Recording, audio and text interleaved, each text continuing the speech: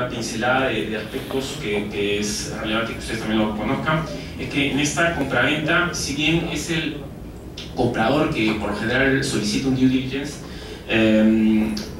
también va a ser irrelevante que conozcamos quién está detrás, si nosotros estamos del lado de los vendedores, saber quiénes están realmente detrás de los compradores, ¿eh? Porque, como les decía, dependerá mucho la estrategia de negociación de saber si es un fondo de inversión o si es una empresa que busca crecer orgánicamente, porque serán distintas las condiciones, distintos los puntos de negociación, ¿eh? Por tanto, no solo nos detengamos en saber quiénes son los abogados con los que estamos negociando, sino que vayamos más allá de saber quiénes son los que están detrás o están siendo representados por esos abogados, que tenemos como contraparte.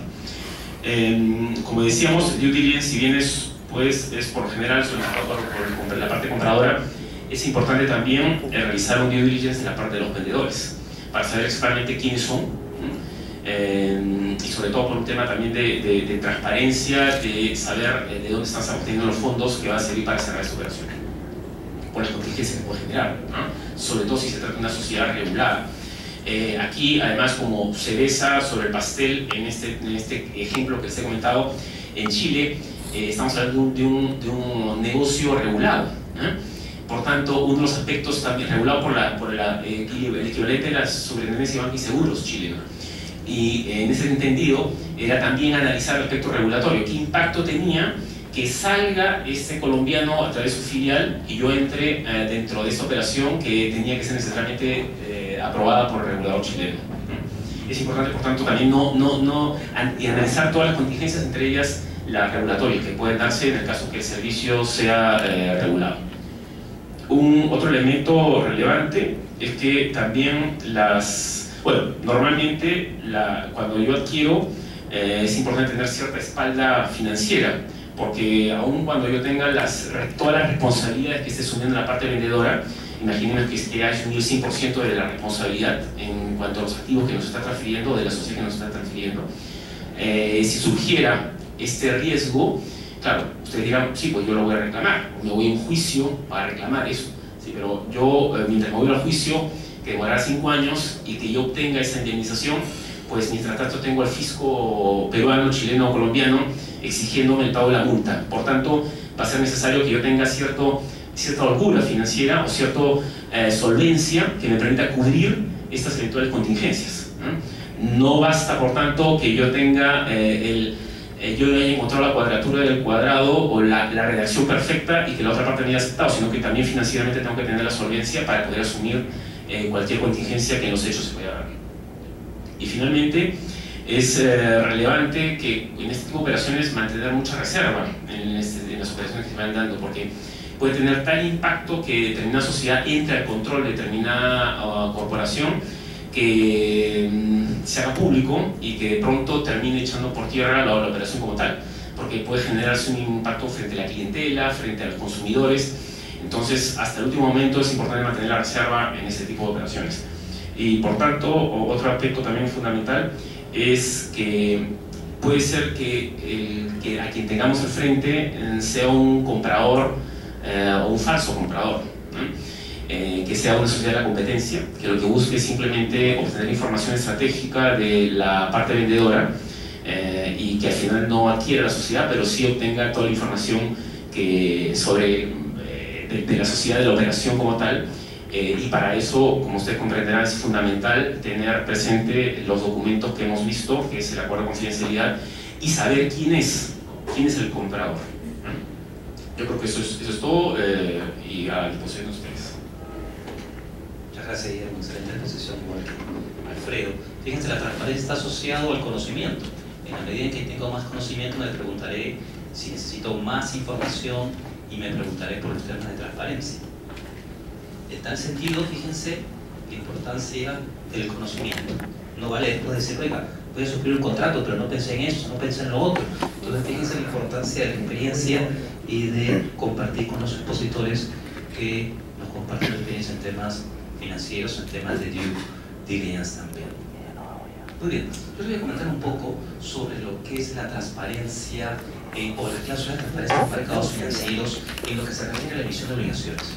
Guillermo nos contaba que muchas veces quienes van a los mercados financieros son los fondos de inversión. ¿no es cierto?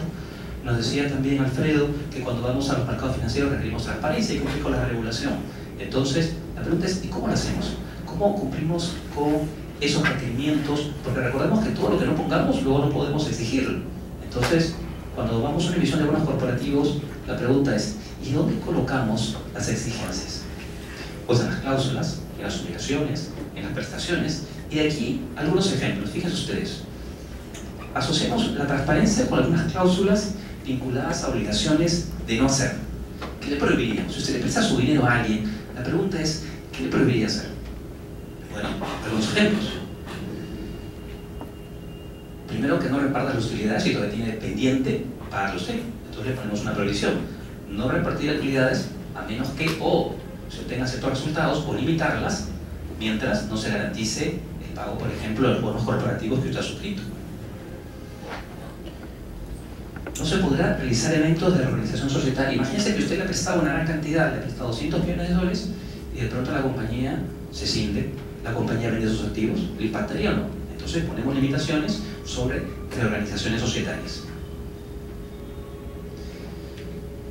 Oiga, ¿y si ya tiene un nivel de deuda y se sobreendeuda, eso nos puede impactar? Bueno, otra limitación, no poder variar el nivel de endeudamiento establecido. ¿Para qué? Para limitar los riesgos, ¿no es cierto?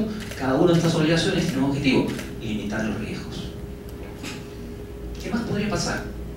Bueno, quiere hacer una reorganización societaria. Bueno, habrá que pedirle permiso a la asamblea de obligacionistas, porque de repente la asamblea de obligacionistas dice que con esa reorganización usted pone en riesgo su capacidad de cumplimiento, entonces hay que limitarlo. Por ejemplo, oiga, usted no puede reducir el capital, ni otorgar préstamos a accionistas, ni pagar deudas de manera anticipada a otros acreedores, porque eso también podría limitar, ¿qué cosa? La capacidad de cumplimiento. Otra obligación, oiga, mientras usted no garantice los bonos, usted no puede prestarle a los accionistas, a sus directores, a las empresas vinculadas y de alguna manera tener la liquidez que es necesaria para afrontar las obligaciones de los bonos corporativos que usted emitió. O de repente usted empiece a ofrecer garantías para apoyar a otras compañías vinculadas. Eso también podría poner en riesgo la capacidad de cumplir con los bonos. Entonces, le ponemos una previsión. ¿Podría endeudarse subordinar otras obligaciones? Bueno, le pediremos entonces que la asamblea sea la que evalúe si se lo permitimos o no, efectos de reducir el riesgo. Fíjense, que no cambie el giro del negocio. Oiga, ¿y qué pasa si cambia el giro del negocio y no hemos puesto esa prohibición? Y nosotros le hemos prestado porque decimos, oiga, este negocio es viable. Y decide cambiar el giro del negocio. Habría que poner la prohibición. Y de hecho lo ponen los contratos de emisión de obligaciones. No se podrá ceder los derechos del programa de emisión. Fíjense en el contrato ayer, oiga, de repente revisan los contratos y Estado no está autorizado a ceder los derechos. De repente una cláusula de prevención es que no autorizamos la cesión de derechos. Que no se realicen cambios en políticas contables que pudieran afectar la información que nos están presentando, o que ésta sea de acuerdo a las normas internacionales de información financiera. Fíjense las diversas prohibiciones que incorporamos. Podríamos también prohibir expresamente que no se realicen transacciones que no sean de mercado. O sea, de repente puede transferir los activos de manera subvaluadas y eso nos podría impactar, porque finalmente el patrimonio de la compañía va a servir de respaldo aquí para cumplir las obligaciones en los bonos corporativos. ¿Qué más podría suceder? Oiga, se podría modificar la relación de pagos. Entonces, una prohibición adicional. Le prohibimos que no puedan otorgar garantías a terceros que no sean autorizadas por la asamblea de obligacionistas, por ejemplo. Ustedes confían en el accionista mayoritario que controla la compañía. Entonces una obligación podría ser, oiga, usted no puede perder el control societario, porque yo no sé quién va a ser el nuevo comprador y de repente usted tendría que pagar toda la obligación y de repente es una cláusula venenosa en el contrato, es decir, se cambia de accionista mayoritario y usted tiene que pagar toda la obligación.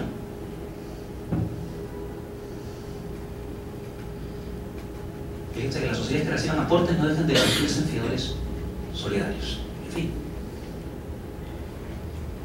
por supuesto que no se reduzca el patrimonio o el flujo operativo del emisor. ¿Qué sucede si no lo colocamos? Si no ponemos esa cláusula, y lo reduce, no podríamos reclamar. Entonces tenemos que establecer diferentes controles a través de algunas obligaciones de no hacer para prevenir los riesgos. Que no se podrán adquirir acciones sin la aprobación de la asamblea, porque si usted compra la compañía está utilizando los activos, está utilizando recursos. La pregunta es, ¿tendrá luego suficientes recursos para cumplir con los bonistas o no? Ojo, habrá que establecer eventos sustancialmente adversos. Oiga, usted no puede hacer determinados actos que ponen en riesgo el cumplimiento de sus obligaciones frente a los bonistas. No se podrán transferir activos, por ejemplo, puede ser una limitación. Efectos de evitar que de pronto pierda activos con los que respalden sus obligaciones. Ojo, no se podrá aumentar el financiamiento. ¿Qué buscamos prevenir? El riesgo de sobreendeudamiento. Entonces le ponemos una obligación a hacer. Oye, usted no puede sobreendeudarse. ¿Y qué pasa con los seguros? Oiga, su fábrica tiene un seguro, bueno, usted lo tiene que mantener, con lo cual hay una prohibición de no dejar de pagar las pólizas de seguros. No se podrá otorgar más garantías que de alguna manera pueda afectar los flujos futuros. Y así como tenemos obligaciones de no hacer, podemos también incluir en los contratos obligaciones de hacer, a efectos de que de exigir conductas que permitan reducir riesgos. ¿Como cuáles, por ejemplo? Fíjense ustedes. Que se apliquen los fondos al destino establecido. Es lo que yo estoy prestando para que usted aumente su capacidad de producción. ¿Lo está haciendo o no? Si no lo está haciendo, bueno, aplicaremos una penalidad. Y de repente la penalidad es que los plazos se consideren vencidos. Pero para poder exigirlo tenemos que establecerlos. Todo lo que nos pase, luego no podemos exigirlo. Así que, a considerarlo. Que se remita la información al representante de los obligacionistas, no es que llegó tarde, no es que no la atiendo, no, solo tiene que remitir. Si no lo remite, las consecuencias de ello. Que se informe de uno de los bonos, cómo se está cumpliendo, se está pagando, qué se está haciendo. Que se informe del cumplimiento de las condiciones de la emisión, es decir, no solamente de nuestra obligación, sino de reportar cómo viene cumpliendo esas obligaciones de no hacer o de hacer. Aparte de la de dar y pagar los intereses, es el principal, por supuesto, ¿no? Fíjense, que se cumpla con los ratios financieros exigidos. Si no, tenemos que conocerlos, oiga. Entonces, como bien decía Guillermo, es un trabajo multidisciplinario. Acá trabajamos con los financieros, con los contadores, con los ingenieros, con los operativos. Decimos, ¿qué le preocupa? ¿Qué podría pasar? Y como bien decía Alfredo, oiga, en atención a lo que podría pasar, al conocimiento de unas cláusulas. Si puede pasar este riesgo de liquidez, oiga, ¿qué cláusulas para abrir el récord? Oiga, riesgo de mercado, ¿qué cláusulas para venir? Riesgo de cumplimientos, riesgo de créditos, riesgos reputacionales. Y ponemos cláusulas. Que se informe si se modifican las condiciones de la emisión también. Que se informen las condiciones de la emisión que dependen de la colocación. Es decir, ¿qué está sucediendo con la colocación? Que se comunique si suceden eventos de cumplimiento, que tendré claramente que definirlos. Que se comunique si hay junta de accionistas, que está aprobando, si los temas están vulnerando o no las obligaciones previamente establecidas. Que se informe lo que razonablemente solicita la asamblea obligacionista. Podría requerir mayor información en atención a la situación de la organización. Que se cumpla con la información a los mecanismos centralizados de negociación, la bolsa de valores, los reguladores, y su incumplimiento puede generar responsabilidad, ¿no es cierto? Que se informen los hechos de importancia. Recuerden, acá la información les permite ¿qué cosa? Reducir riesgos. ¿Y qué quieren ustedes? ¿Que lo que han prestado esté en un entorno de riesgo o que se reduzcan los riesgos? Reducirlo, ¿verdad? Que se informen los estados financieros auditados y no auditados del emisor. ¿Por qué? Porque la información financiera nos va a dar pues, conocimiento de cómo va la compañía. Que se informe el número de bonos colocados, ha sido exitosa la colocación, ha habido underwriters, en fin. Que se informen las reducciones de los bonos colocados, es decir, si está cumpliendo con los pagos o no. Que la información que se proporcione sea veraz, suficiente, oportuna, en fin. Que se revele toda información que pueda considerarse relevante. que se cumpla con la normatividad aplicable al mecanismo centralizado de negociación, si es que está en nuestro mercado, si es que está en otro mercado. ¿Se está cumpliendo o no se está cumpliendo? ¿Y ese incumplimiento qué consecuencia tiene? Probablemente se hará que se consideren vencidos los plazos de pago. Que se cumpla con la regulación de la superintendencia, por supuesto. Que se informe si se entra el proceso de concurso de acreedores, proceso de insolvencia, cesión de pagos. Que se informen los procesos seguidos contra los bienes del emisor. Oiga, lo han demandado, ¿cómo van los procesos? Viene ese Guillermo, ¿qué pasa si luego de unos años viene un proceso? ¿Hemos puesto algo para prevenir ese riesgo?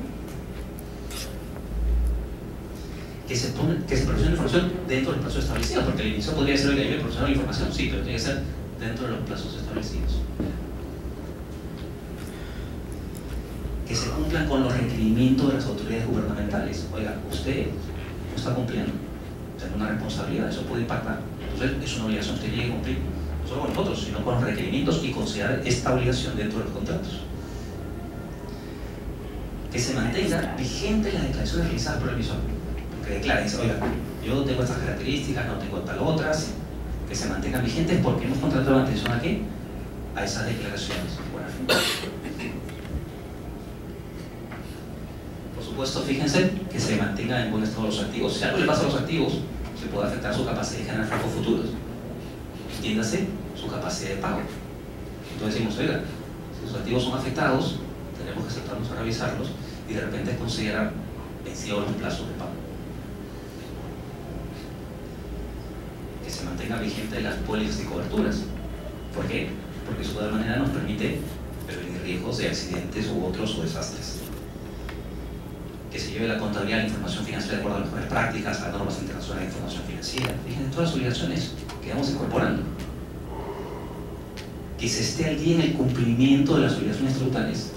Es decir, no solamente queremos que cumplan con nosotros, sino que cumplan, porque si no luego pues, generan acciones y luego de repente no tienen liquidez para pagarnos. Entonces, tenemos que evaluar todo el contexto. Que se cumpla con normas ambientales. Hoy cada vez en día hay más imperfecciones en el sentido que queremos que se cumplan las normas ambientales, las normas laborales, de prevención del trabajo infantil, en fin, de derechos humanos, en fin. Que si usted le presta a su accionista o a sus directores o al personal, estas deben estar subordinadas, es decir, que vayan a otro nivel en la relación. Que se comunique si usted ha sido sancionado por autoridades gubernamentales, es decir, tenemos que conocer. Y dependiendo de la sanción, de repente se va a considerar vencidos los plazos de pago. Entonces es importante todos estos temas, incluirlos en los contratos de emisión. Que se permita al representante de los obligacionistas acceder a la información. Tiene que tener conocimiento. No es que no le permita, no, pues si no lo permite, aplicaremos la sanción establecida en los contratos. Que se mantengan las garantías, por supuesto. Entonces, fíjense, tantas cláusulas que podemos incorporar y que hecho incorpora, porque eso ha sido tomado de las diferentes colocaciones, diferentes contratos de emisión de bonos realizados en el país. Entonces, en atención a la experiencia, se van incorporando más. ¿Por qué? Porque si usted no lo incorpora, luego no puede exigirlo. ¿Correcto? Ahora, estas prácticas de transparencia, también podemos incorporar prácticas y cláusulas de transparencia de un corporativo. Quizás es uno de los retos que tenemos en el proceso de maduración. Darse esa siguiente etapa e incorporar cláusulas de transparencia. ¿Cómo que? Por ejemplo, la obligación que conversamos con Alfredo de designar directores independientes. Oiga, ¿usted se compromete a designar directores independientes? Sí. Ahora, la pregunta no es solo que se llame independiente, porque puede ser un externo y llamarlo independiente, sino establecer, por ejemplo, criterios para ser considerado independiente, porque si no nos quedamos con la forma y perdemos el fondo, y se convierte como un cuerpo sin alma, que llamamos director independiente, pero que es independiente de acuerdo a las mejores prácticas. Entonces tendremos que establecer los criterios para que definir si es o no independiente. Ahora, muy bien, nombramos directores independientes, pero ¿hemos puesto fechas de reporte de los directores independientes? ¿O no? Pues decimos, ya, este director independiente, ¿reporta a alguien? No. ¿Debería? Probablemente, sino para que lo hemos colocado. Entonces, bueno, hay que establecer criterios, informes, ser presentados. ¿Sobre qué va a reportar? ¿Qué informar? ¿Cuándo va a informarlo? ¿A quiénes va a informarlo? Entonces, lo podemos ir incorporando a las cláusulas para que para que éstas se puedan materializar en la realidad. Que se establezcan criterios para prevención de conflictos de interés. ¿Qué puedo hacer y qué no puedo hacer? Por ejemplo, si el directorio conceptualmente supervisa a los otros ejecutivos, sería lógico que los ejecutivos fueran parte del directorio. Entonces se perdiese el mecanismo de supervisión. Pero eso implica un proceso de madurez que todavía no hemos alcanzado. Pero estamos en camino. Y ahora puede haber cláusulas de transparencia, así como hay impuestos corporativos, hay emisiones de obligaciones. ¿Podría haber impuestos estatales? ¿Sumamos al riesgo corporativo? Algunas ideas, fíjense ustedes. Sí, se podría, por ejemplo, establecer que si usted realiza compras estatales, quiere ser un proveedor estatal, que se hagan públicos los estados financieros. Y dependiendo del importe, de repente que se presenten estados financieros auditados. Y dependiendo del importe, que se incluyan directores independientes como cláusulas. Que los documentos contractuales sean de conocimiento público por el tema de la transparencia. Que la documentación, por ejemplo, de litigios y temas arbitrales también sean de conocimiento público. Fíjense que la transparencia, como bien decía Guillermo, citando a un hombre de la Corte Suprema de los Estados Unidos, si mal no recuerdo, es un poco la luz, ¿cierto? La transparencia, lo que de alguna manera nos permite tomar mejores decisiones. Entonces, resumiendo, fíjense ustedes, los dejo con alguna idea, con un pensamiento de reflexión. Nadie es más ciego que el que no quiere oír. Perdón, nadie es más ciego que el que no quiere ver. Y nadie es más sordo que el que no quiere oír. Es decir, queremos ser transparentes y ser coherentes con esa transparencia. Entonces tenemos que prepararnos. Tenemos que tener conocimientos.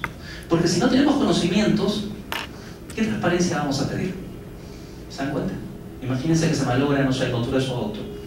Y usted no entiende nada de mecánica. Y le dicen que es por esto o por lo otro. Usted no tiene certeza si es por esto o por lo otro. ¿Se dan cuenta? Entonces necesitan conocimiento para poder exigir cláusulas de transparencia. Y esta es una noche extraordinaria porque contamos con dos grandes expositores, con Alfredo, con Guillermo, que nos permiten justamente conocer temas que no solemos conversar día a día. Entonces, cada tema es un mundo. Parecen fáciles en la medida en que los entendamos. Y allá, por supuesto, nos lo explique.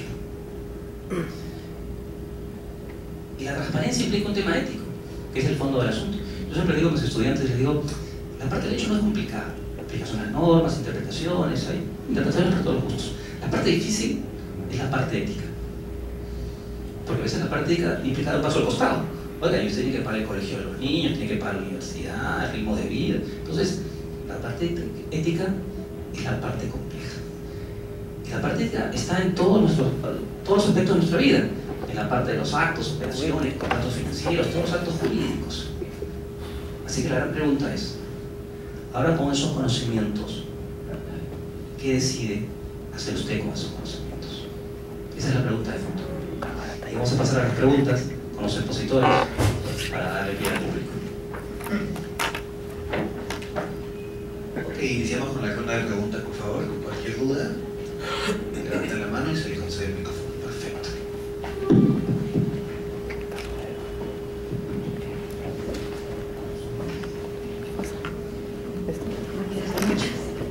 Mi consulta es al doctor Alfredo Magno. Nos comentó sobre el riesgo crediticio. En este caso, si yo fuera un deudor y estoy imposibilitada de pago ante una entidad financiera y ellos me comunican a hacer el pago ya a través de un juzgado, ¿cuál sería la tasa máxima en tener moratorio y compensatorio que, de acuerdo a ley, que yo estaría obligado a pagar? Gracias por la pregunta. A ver, este es un tema que para los abogados es a veces un poco difícil de entender, ¿no? Fíjense la pregunta. Lo que está preguntando es por un límite en el valor o en el precio del dinero, porque el interés no es otra cosa que el precio del dinero. Entonces, como abogados tendríamos que revisar, para empezar, ¿es lícito pactar cualquier tasa de interés? ¿Dónde está regulado eso? ¿En el Código Civil? ¿Dónde está?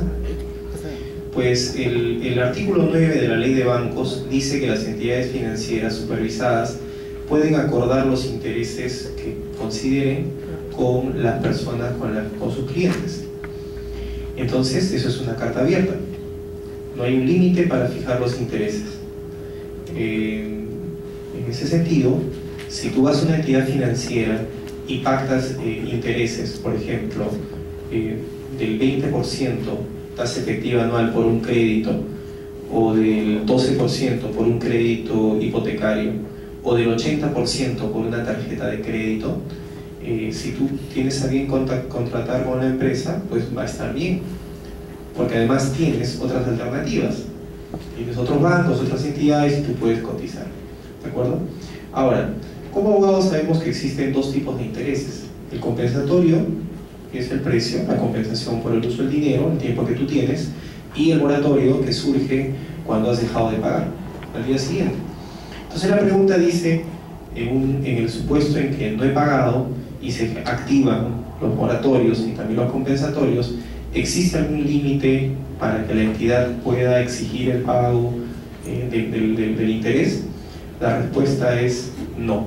No existe un límite, porque el límite en el fondo es lo que tú has pactado con la entidad. ¿Y dónde queda entonces la usura? Porque ahora salimos del tema comercial, salimos del tema civil, salimos del tema bancario y nos vamos al tema penal, ¿no? Porque algún límite debe haber, ¿no? Debe haber un límite. Entonces, analicemos la usura. ¿Qué dice el Código Penal respecto a la usura? ¿Qué dice el tipo penal? Dice algo así como que el que hace prometer a otro una tasa de interés que supere un límite, y habla de una norma que en realidad nadie conoce en el día a día, debería aplicarse. Pero como nos remitimos a la ley de bancos, que permite a las entidades financieras pactar el interés de común acuerdo porque es un pacto, pues tampoco técnicamente se aplicaría, ¿no? Entonces la respuesta es, hoy en día, en una economía como la del Perú, como en muchas economías, no existe un límite. Hace unos años llegó un caso de la televisión donde alguien pagaba 400% de tasa de interés por un crédito anual, y sacaban pues el cálculo y todo esto, ¿no? Una tarjeta de crédito, una entidad que hoy no existe, dirigido a un segmento del mercado que era, digamos, que no accedía fácilmente a los créditos. Y surge esa duda: ¿cuál es el límite que se pone? En realidad, nosotros como usuarios tenemos la posibilidad, en una economía abierta como esta, de cotizar a 1, 2, 3, 4, 5 bancos y pactar el interés o la relación que querramos tener. Pero legalmente hablando, hoy día no existe un límite como tal. No es un tema de precio regulado, ¿de acuerdo? No estamos ante ese supuesto. Entonces, lo que sí no puede suceder es que si tú pactaste, por ejemplo, un 20% de tasa efectiva anual por interés compensatorio, sin causa aparente y razón alguna te suban un 80, un 90, un 100%, ¿de acuerdo? Eso sí no puede suceder porque, digamos, tiene que estar, funciona lo que se ha pactado. Oiga, pero puede correr el 20% de compensatorio con el 12% de moratorio. Si se ha pactado, pueden correr en líneas paralelas, y sí, se va a calcular sobre el principal eso, ¿no? Ahora, solo para agregar algo, si le hacen doble clic, solo estamos hablando de la tasa de interés, ¿de acuerdo? Pero ¿qué pasa con los gastos, los costos, las costas, o las comisiones, o los gastos adicionales, o los seguros, como el seguro de gravamen y todo eso? Cuando tú empiezas a sumar todo eso al costo del dinero, hablamos de una tasa mucho mayor, ¿no? Porque si tú le sumas eso a lo que pagas, hay una tasa real que puede ser, pues ya no es del 20, puede ser del 25, del 30, del 35%, dependiendo, ¿no? Para eso tendrías que saber qué comisiones aplican, cuánto es el seguro de gravamen, etcétera, etcétera, ¿no? Eso es la tasa costo efectivo total o real, ¿no? Respondiendo ya puntualmente a la pregunta, vas a pagar la tasa de interés que has pactado, que debe estar en algún documento, o que puede estar en la web cuando tú pactaste. Esa tasa no te la deben mover, pero no existe un límite propiamente dicho. Que esté bien o mal que no exista un límite al precio del dinero en el Perú, eso es otro tema que se puede discutir, pero no existe un límite. ¿Alguna otra pregunta?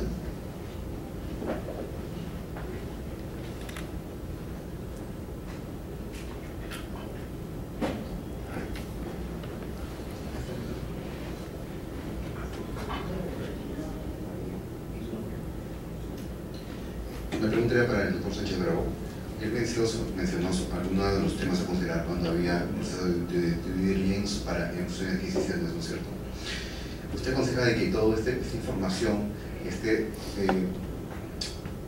cubierta con un contrato, o sea, con un contrato que cubra todas las tratativas anteriores a que se firme el contrato. Sí, bueno, como lo comentaba, el paso previo, el primer hito a considerar es el acuerdo de confidencialidad. O sea, necesariamente tiene que, para entrar a una negociación o un intercambio de información, la propietaria de la información se tiene que asegurar que la información pues, no va a ser difundida, divulgada o mal utilizada, ¿no? Y que solamente se va a emplear dentro de los alcances de la operación. O sea, eso como mínimo es lo que debería ocurrir.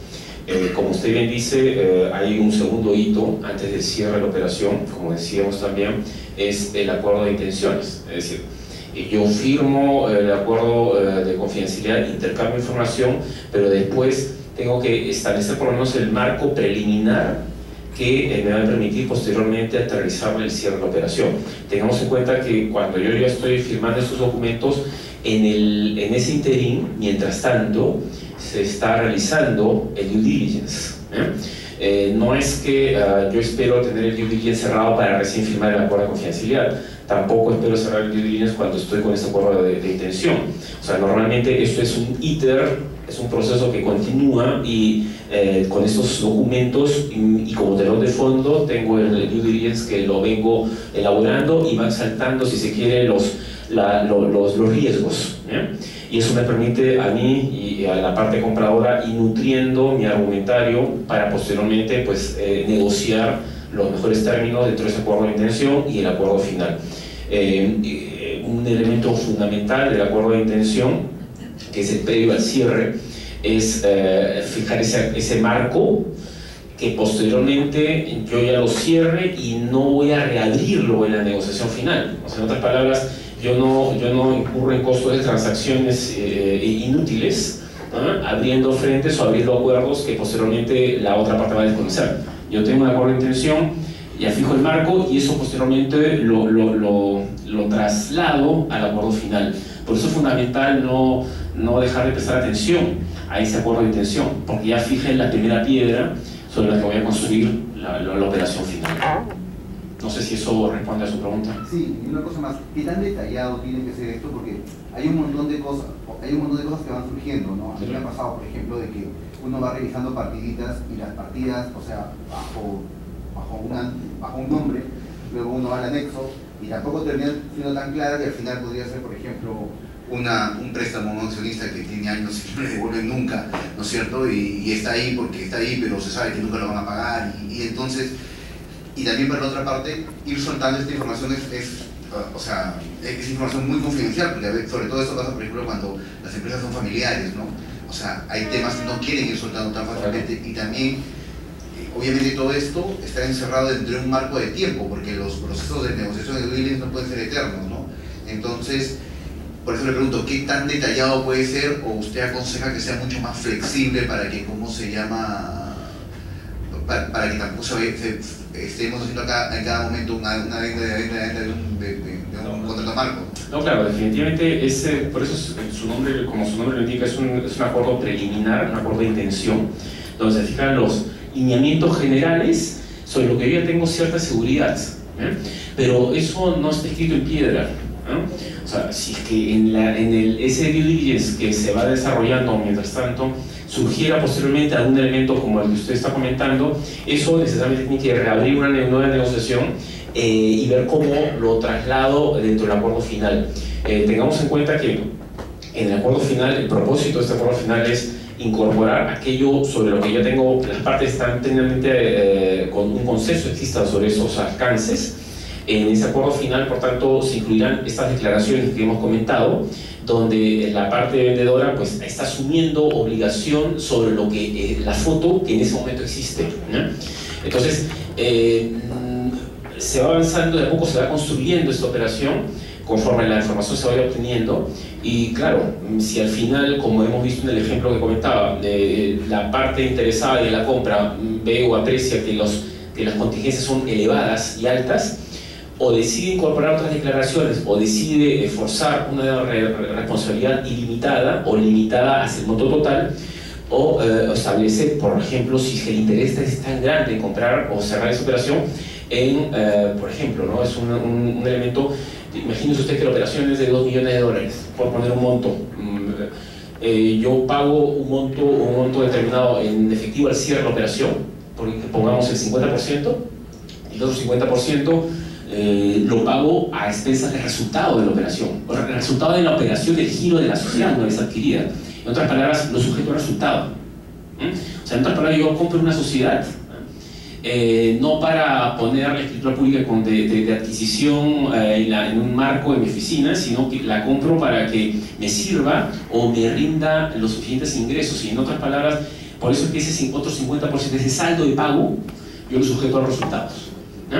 Y eso de otra manera fuerza a que la otra parte esté interesada en brindar toda la información, y fuerza también a que la otra parte se interese, si es que yo acuerdo un acuerdo de apoyo transitorio, a que realmente se interese en la operación que me permita a mí dejar digamos, el barco navegando, y que no encalle una vez que yo haya cerrado la operación. Yo creo que es fundamental tener en cuenta estos aspectos, que la parte compradora tiene posibilidad de forzar o de incluir cláusulas en tanto la capacidad de negociación sea adecuada. ¿Alguna otra pregunta adicional?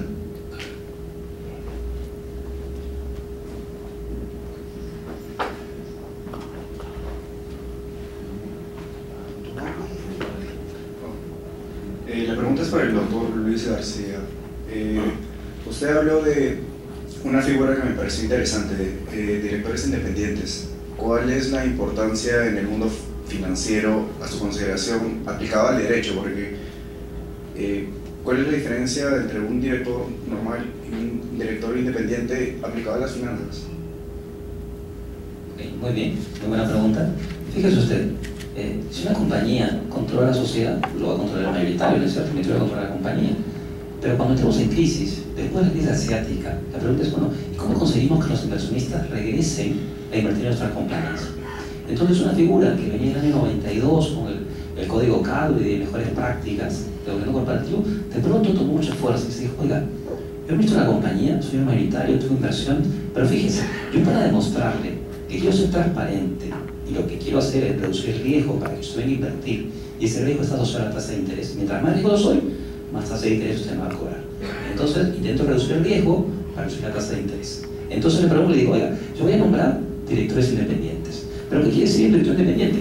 Que no va a estar vinculado al mayoritario, no va a ser director de la compañía, no va a ser vinculado a una compañía o a una entidad que yo financio, y con el cual se puede dejar un conflicto de interés porque yo estoy financiando, sino que en base a su experiencia, su conocimiento, a que no hay un conflicto de interés, lo voy a incorporar al directorio. ¿Para qué? Para que usted vea que lo que yo estoy acordando, lo que estoy realizando, efectivamente es como se lo estoy contando. Así como tengo una auditoría externa que realiza, acepto e incorporo a directores que no están vinculados a mí, que no son designados por relaciones públicas, que no por un ministro o lo que fuera, sino que una persona que por su conocimiento está dispuesta a revisar el trabajo, revisar que lo que estamos haciendo, las decisiones que estamos tomando son transparentes y que puedo reportar. ¿En qué etapa estamos? Estamos en una etapa en la que es una recomendación. Oiga, le recomendamos que usted adopte directores independientes. Estamos en una etapa en la que usted califica a determinado director como independiente. ¿A qué etapa deberíamos ir? A fijar criterios para ser considerado independiente, a fijar criterios para establecer informes a reportar, a fijar criterios para establecer plazos a reportar. Porque fíjense que hoy actualmente tenemos directores independientes, pero no tienen obligación de reportar. No le reportan a nadie, a quien tendría que reportar desde la Junta. Entonces, oiga, ¿qué director independiente es ese? Toma el nombre, pero le falta el alma, le falta el fondo.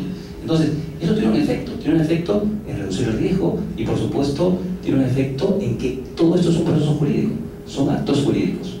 Desde la regulación, si usted regula que considera un director independiente, desde la conformación del directorio, son actos jurídicos, usted lo va a incorporar.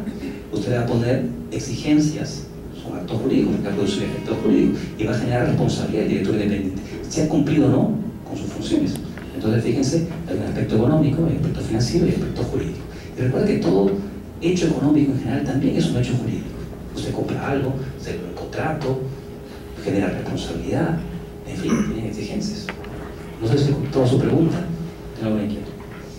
No sé, me pregunta, yo tengo dos preguntas antes de continuar, como si hay alguien más, para los expositores. Preguntas creo que son, de repente sin respuesta, porque son más de reflexión, fíjese. Usualmente se regula después de la crisis. Oiga, tenemos sobreendeudamiento de tarjetas de crédito. Oiga, vamos a establecer limitaciones para las tarjetas de crédito que pueda tener. Oiga, tenemos temas de que están carruselando las instituciones financieras. Creamos una central de riesgos. Oiga, que quienes se van a jubilar han optado por el fondo de mayor riesgo. Regulamos y decimos que solamente puedan estar en el fondo uno de menor riesgo. Entonces, usualmente regulamos después de la crisis. Pero podríamos prevenir y podríamos de repente formular unas preguntas. Esta pregunta era para Alfredo, y si tuviéramos que regular el costo del dinero, ¿qué consideraciones tendríamos que tener? ¿Qué preocupaciones tendríamos que tener? Y por el otro lado quería preguntarle a Guillermo, en relación a estos procesos, claro, una cosa es tener una debida diligencia cuando estamos de acuerdo en la compra y la venta. Y la pregunta es, ¿qué sucedería si estamos frente a adquisiciones sucesivas? ¿Qué podríamos hacer? Porque ahí, bueno, que hay una resistencia, ¿cómo conseguimos la información? Habrá de repente, o en una revisión, ya sea en una adquisición o no, en una adquisición vamos a ser conciliada, habrá paracaídas dorados, revisamos esos temas, paracaídas dorados en el sentido que, bueno, se fusiona, separamos los ejecutivos y tenemos que dar una cantidad significativa, evaluamos los puntos, de repente hay pruebas venenosas que dicen, oiga, yo tengo la compañía, pero el día siguiente tengo que pagarle a todos los bonistas los importes, o habrá temas de clasificados de riesgo, serán coherentes la clasificación de riesgo, los valores con la revisión que se hace. ¿Qué reflexión nos daría al respecto? Primero vamos con Alfredo, la primera pregunta. Hace muchos años escuché a un profesor aquí, algo que me parecía muy osado, ¿no?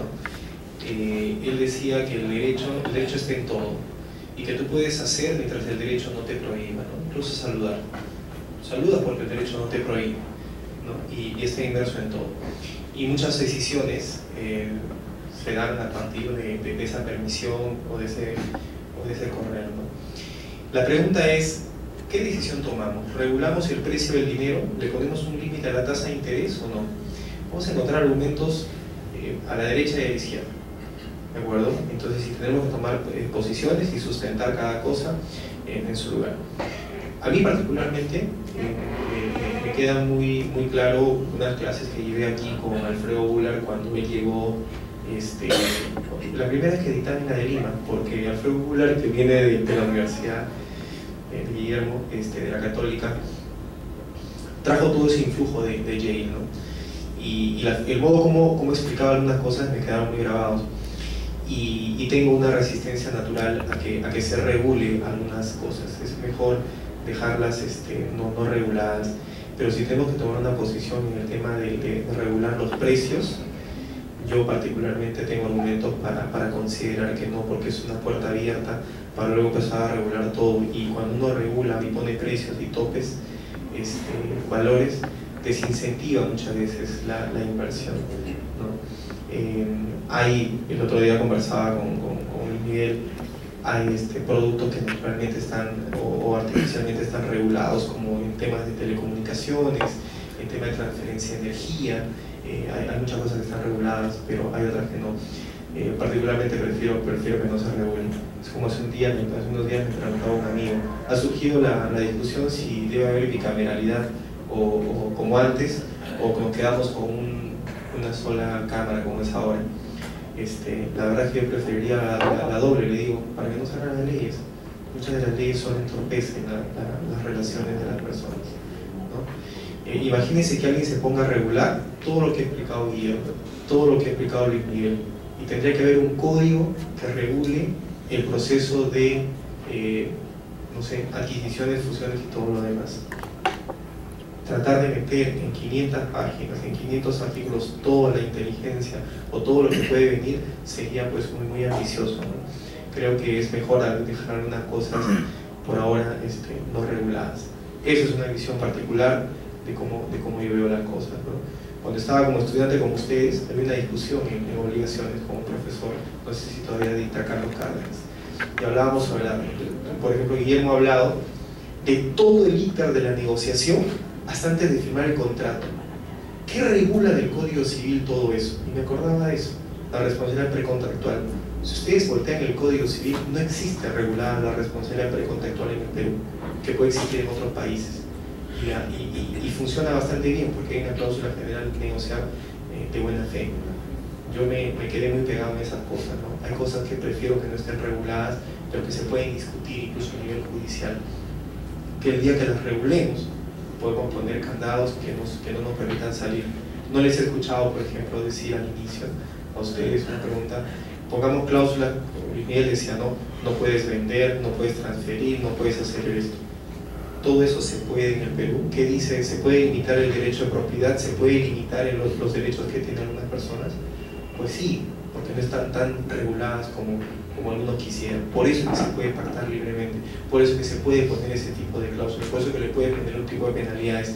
Es mucho más fácil manejarse en un contrato cuando tienes la amplitud de poder pactar lo que te parece y cómo te parece, porque nadie más que las partes va a saber lo que le parece, va a saber lo que es mejor para ella, y cuando cerrar, en qué términos cerrar, bajo qué concepto cerrar. Para mí, regularmente, me parece que es lo mejor, ¿no? Pero igual, abierta la discusión en su momento para ver si le ponemos un tope, por ejemplo, a las tasas de interés, si le ponemos un tope al precio de la leche, si le ponemos un tope a las cosas que debe tener algo para que sea considerado leche, que fue una discusión que ha surgido hace unas semanas atrás, ¿no? Gracias. Entonces está bien abierto el debate, siempre dentro del respeto y la tolerancia de intercambio de ideas, porque de eso se tratan estas conversaciones, las ideas para aprender todas las diversas posiciones. Guillermo. Bueno, menuda pregunta la que formulas, porque definitivamente esto es un tema de las ofertas hostiles. Esto puede generar todo un discurso y crear todo un curso, y definitivamente con toda la doctrina que se ha dado, toda la jurisprudencia de casos similares que se han en Estados Unidos, o sea, hay mucho por decir. Yo lo único que quisiera es responder a que efectivamente una sociedad puede y tiene que contar con herramientas que eviten justo la intrusión o el ingreso de accionistas no deseados, y tengamos en cuenta que para nosotros algo que nos es muy habitual son las disposiciones que establecen la preferencia en cuanto a lo que es la disposición de acciones, en la que el accionista tiene que preferir la transferencia o la oferta previa a uno de los accionistas existentes en la sociedad. Y hay otras disposiciones más que se pueden establecer, pero yo lo que creo es que inevitablemente una sociedad, en tanto los negocios sean florecientes, siempre es atractiva comprar. Lo que uno tiene que partir de la premisa que una sociedad puede o debería, en tanto los negocios son bien llevados, pues volverse atractiva y objeto de compra. Y ahora lo que vemos es lo que pasa, o sea, muchas sociedades y ustedes seguramente lo escuchan a menudo, muchos startups, ¿no? Startups que de pronto generan un negocio fulminante que se cotiza a muchos millones, inmediatamente pasa a manos de otro que adquiere ese negocio, y lo que menos uno quiere hacer en este tipo de casos es aferrarse a ese startup. Al contrario, uno busca generar el negocio para inmediatamente deshacerse y pasar a otro negocio. Eso, lo que suele ser una práctica común en cierto sector tecnológico, no suele ser bien recibido o bien visto en otros sectores, donde probablemente el nivel de la estructura de negocio no sea, pues no vaya en esa misma dinámica. Y es ahí donde sí se suelen utilizar estas cláusulas, estas disposiciones que se incorporan en los estatutos para proteger o limitar ese tipo de transferencias. Y claro, en la medida que uno sea consciente de cómo se está moviendo la economía, yo creo que uno puede incorporar una de esas cláusulas.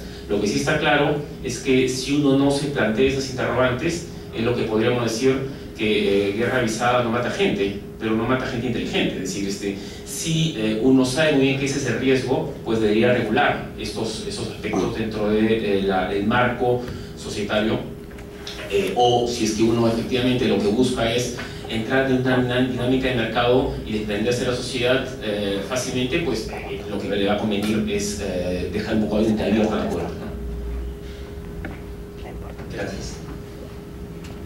No sé si hay alguna pregunta adicional para los expositores. Sí, A ver, tu nombre por aquí para la pregunta. buenas noches, doctor Luis García. Para usted es la pregunta. Bueno, usted, como idea principal de toda su exposición, una idea central que usted dijo es que si usted o si alguien no incorpora algo en el contrato, no puede exigirlo después. Sin embargo, no sé si habrán algunas normas supletorias. Bueno, de hecho las hay. De que, por ejemplo, en las cláusulas de buen gobierno corporativo, no sé, ¿me podría brindar algún ejemplo de norma supletoria en ese momento? En el caso de gobierno corporativo todavía están como recomendaciones, como un código de mejores prácticas. Probablemente en el futuro se incorporarán. Fíjese que muchas de las normas que son reguladas, como bien dice Alfredo, este proceso de regulación, se van incorporando. Primero son mejores prácticas, luego hay una crisis, luego se decide regular. En algún momento, fíjese, por ejemplo, no sé si ustedes recordarán el caso Clara hace muchos años. Probablemente ustedes no, porque habían nacido, imagino. Pero fue una gran crisis y en ese momento se discutía si es que la ABS podía o no entrar a intervenir. Se produjo la crisis y hoy la DSABC no duda. La DSABC, cuando ve un tema que considera que está en sus aspectos, interviene. Pero producto de la experiencia, algo, estamos en el mercado de valores en formas similares. Es decir, producto de la experiencia, lo que antes se había considerado, bueno, dejemos que veamos qué sucede, luego hay una crisis, luego se evalúa la regulación, hay quienes tienen una posición, hay quienes tienen otra posición. Entonces es un proceso que va madurando. Y también podemos llegar a la sobreregulación, que ya regulamos demasiado y que de pronto hay que volver atrás. Y unas cosas más complejas es cuando no hemos regulado bien, proceder a desregular. Entonces hay que evaluar todas las perspectivas. Y eso es un tema complejo y en este sentido su pregunta es una pregunta extraordinaria, porque ese es un tema central que como sociedad debemos formularnos. ¿En qué parte está? ¿Debemos regular? ¿No debemos regular? ¿Hasta dónde regulamos? ¿Esperamos una crisis?